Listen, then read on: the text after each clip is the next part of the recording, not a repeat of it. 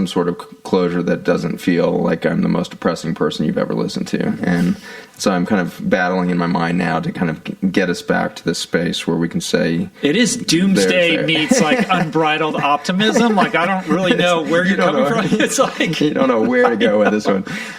So let me take you back to kind of how do you reconcile those two things? And I do it actually through my experience as a physician in the ICUs. And in the ICUs, when I was practicing intensive hospital medicine, I got the privilege of being around human beings at the end of life. And I was so compelled by this experience that I ended up getting another subspecialty in hospice and palliative care and dealing with end-of-life things for 4 years with a hospice group. And at the end of life, we've termed it death. And what I've laid out for you today is the possibility of the death of our species in 70 years, 100 years, who cares? If it's 200 years, it's still pathetic. And so we're looking at the last chapter of life on Earth with our current course of action. But let me tell you about what my experience has been in those last moments with patients who are dying. We have the belief, I think, in our subconscious because of the movies we watch, because of the TV shows we watch, because of our big divorce from the death process. It's become sterilized. You have probably not seen many people die. You've probably not seen your loved ones die. No. They've probably died in operating rooms or in ICUs, or they died before you could fly across the country and see them And so very few human beings are now watching this process of death, and it's allowed death to be defined as an endpoint, as a contraction or a disappearance, rather than what I've actually seen it to be. And what I've seen it to be is a massive expansion of consciousness, of reality, of awareness, and ultimately of love. And the most poignant examples of this are people that actually die biologically, and we spend 15 or 30 minutes in ICU resuscitating them with drugs and shocking their chest like you see on TV shows and everything else. And we have a dismal track record of pulling those people back. It's not like TV. We lose the vast majority. It's around 6% of cardiac arrests in the hospital will actually be resuscitated. 6% will survive, 94% will die. So you have somebody who's now biologically dead, and you're artificially sustaining life. You've got them on a respirator, and you're pounding on their chest and compressing, and you're pumping drugs in their vein to try to get their heart restarted and doing all of this. And they've, meanwhile, been in the ICU for a week or a few days or weeks or months in some cases before they have this moment. And by this time, they've been isolated away from humans for quite some time. They're only touched by latex-gloved hands. Only people with gowns on will come and see them. They have masks on. They haven't seen a human face close up in months. They're just so isolated and lonely. And they go into this moment on the other side. And then we start working on them and doing our code. And as the hero depicted on TV, you become that doctor that pulls somebody back from that other side of the veil. And it was startling as, I moved past my internship and started to be kind of senior resident in these environments and really responsible for being around these patients for hours after these experiences. They all told such a similar story on the other side of biologic life, and it had to do with a little bit of a typical story that you might see in the movies or something, where they saw white light and there was a sense of expansion and all this.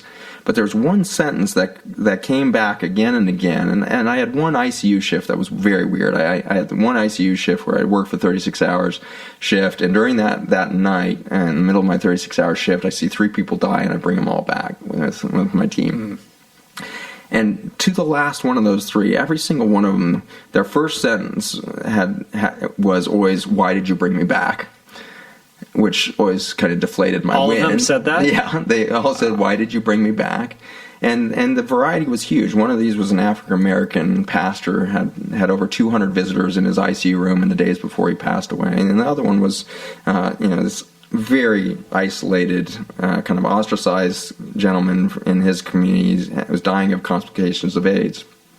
And then I had this kid who had genetic defects and all this stuff, and he was dying of complications of pneumonia because he couldn't breathe anymore because his skeleton had collapsed. So you just couldn't pick 3 different medical cases or 3 different human beings.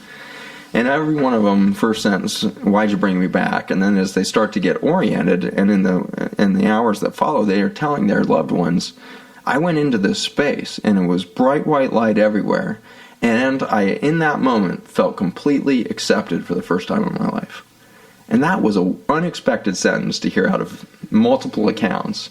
I felt completely accepted for the first time in my life. So what do you make of that? I think we're all walking around lonely as hell. And our opportunity to rebirth, because death is not an endpoint. It's a transformation moment. It's an expansion beyond the limits of this frail biologic shell that we carry around. And the instant that we step out of that, we find out that the universe embraces us in every single second of our existence in complete acceptance of who we are. We are enough in and of our own identity of I am at every second of every point of our existence. And it's the disbelief of that that's keeping us locked in these stupid conversations we just had for the last hour and a half. That is myopic conversation in and of itself. When you back up for a moment and say, okay, we're killing ourselves. But what if we need a death moment to transform completely, to let go of all of the preconceived notions of what it is to be human, and to say, you know what, we are beings of light, and we are completely accepted at every moment, including this moment when we would rape the earth of what we're raping it of, when we would kill each other at the rate we do, when we would destroy the entire ecosystem of a green planet in the middle of black space, when we would have that level of hubris, we're still completely accepted. And our journey is somehow understood by something more benevolent and more complete than we can see as human beings. And so let's not beat each other up over this issue. Let's not see this as a failure. Let's see this as an obvious next step in our journey.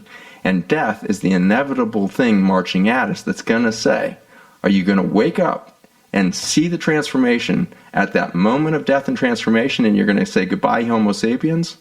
Or are you going to do it a moment before that, in the body, before the doctor starts the resuscitation?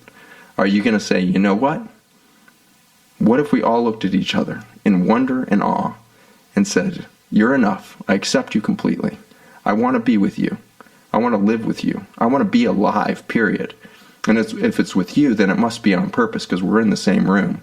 And the odds of that is 0. And so we are here. 7 billion of us showed up right now, which is really odd because I just laid out a horrific story of what's happening on the planet. And yet 7 billion of those white souls that seconds after death are going to realize that they are who they've always been. They're fully accepted. And they are moving in true love. And that white light is the love. And they're in that space. What if we can transform before we die?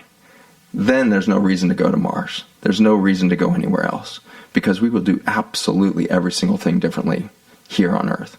And we're going to do it differently by just that simple recognition of I am who I am, you are who you are. That's enough, and I accept you completely.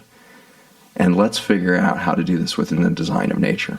There's enough energy, there's enough food, there's enough soil, there's enough commodities, there's enough resources for everybody on the planet to thrive at a level that's never been experienced in human history.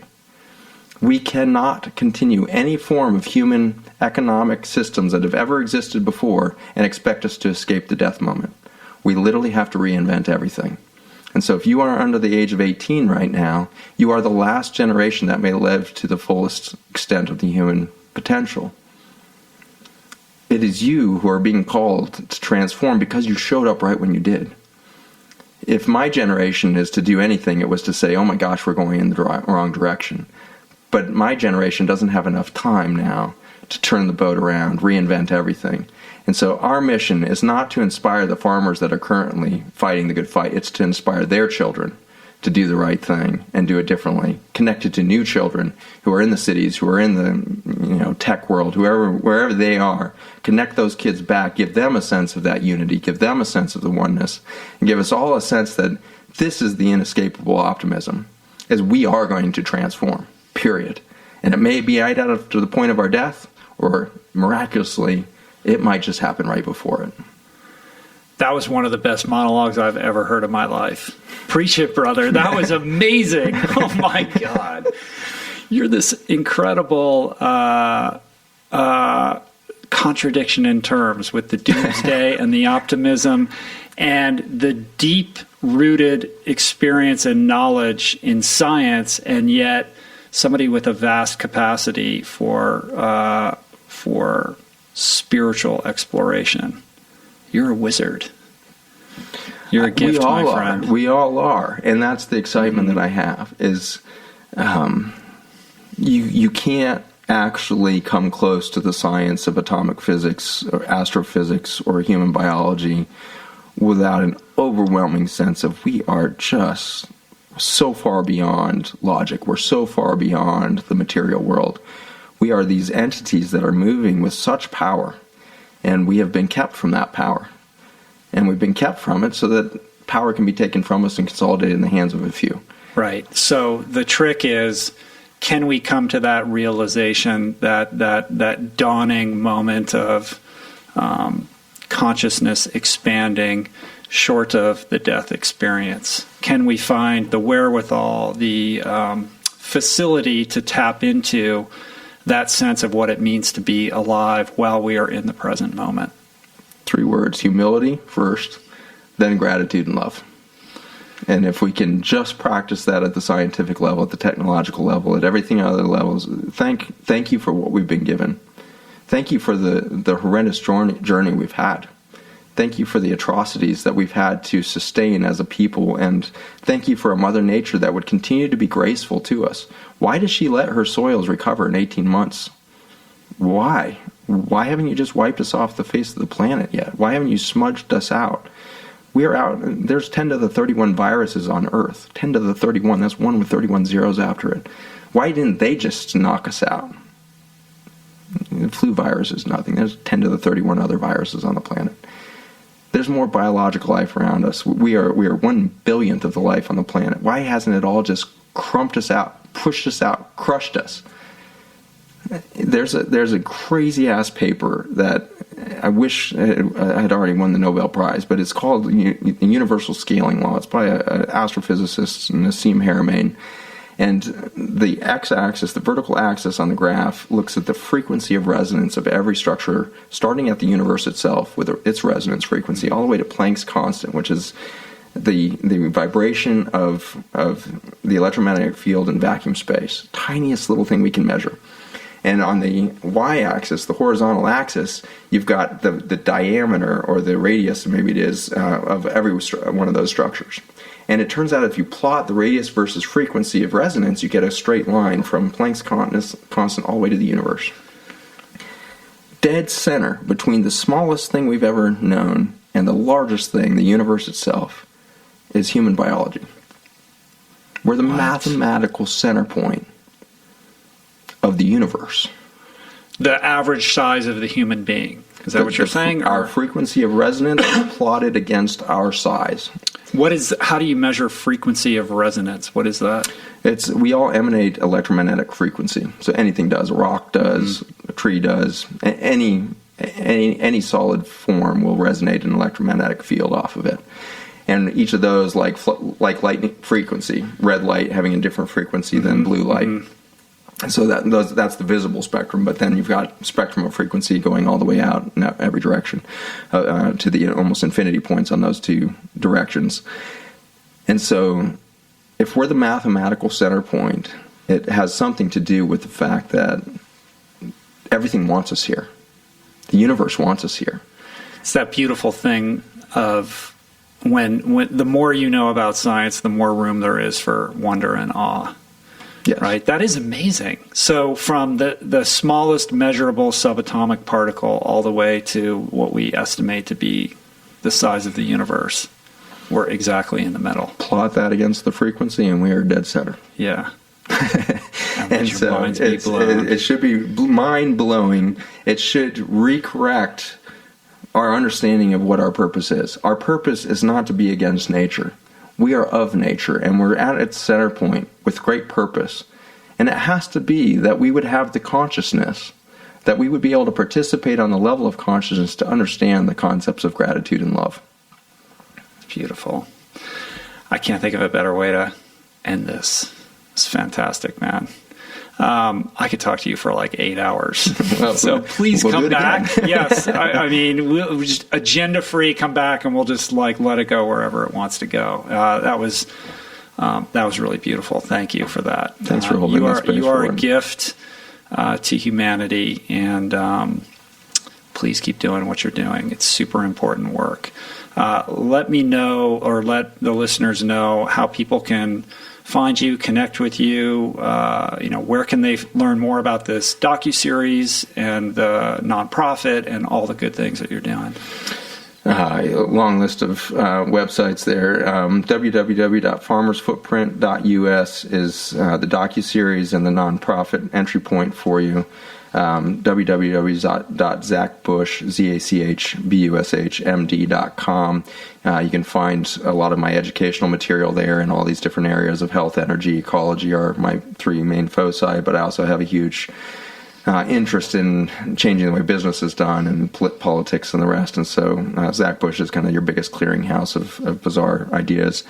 The agricultural stuff and the soil science, you can find more at restore4life.com. Too many other websites to really name, but that'll get you in the gate. Yeah, and I'll link up in the show notes a variety of other resources, so you can go down the rabbit hole on Zach's world. Thanks so much for having me back. Thank you, my friend. Yeah. Until next time, my friend. All right. Peace. Peace. Regenerative soil.